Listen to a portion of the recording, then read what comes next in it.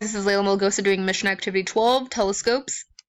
So, this is an image of the Astro 2 telescope, and as you can tell already, out of the space telescopes, I chose Astro 2. So this is it, launching.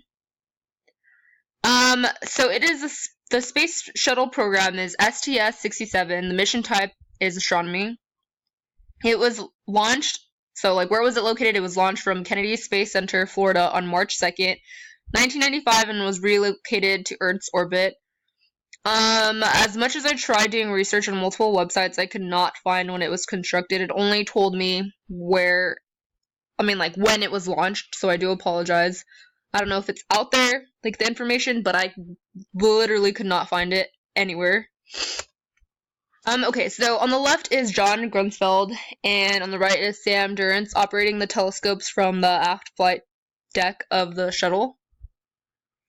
So who maintains and who owns the telescope is NASA is the operator, and it owns and maintains it.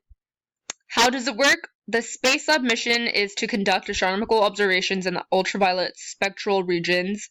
Most ultraviolet radiation is absorbed by Earth's atmosphere. It cannot be studied from the ground, so it orbits around Earth. So this is STS-67, which was a U.S. shuttle spacecraft launched from Cape Canaveral. The main cargo on board was the Astro 2 Space Lab that carried 3 UV telescopes. And then this is the Ultraviolet Imaging Telescope, UTI. So it's a really cool picture. You can see all the details orbiting above Earth. So what kind of scientific research is conducted at this telescope?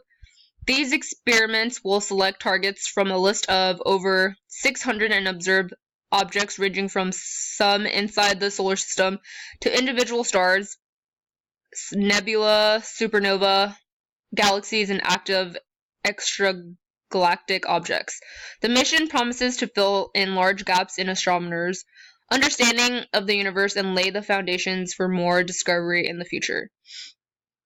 What have they discovered at this telescope? So there's many types of stars clusters. An open cluster, which was imaged by UIT last night, is moderate in size, containing from only a few dozen to a few hundred stars. So we learned that, and we also learned that Jupiter is always in daylight from Earth's perspective. Ultraviolet photographs reveal a glowing circle of charged particles in its upper atmosphere, comparable to the beautiful aurora visible in our far northern latitudes.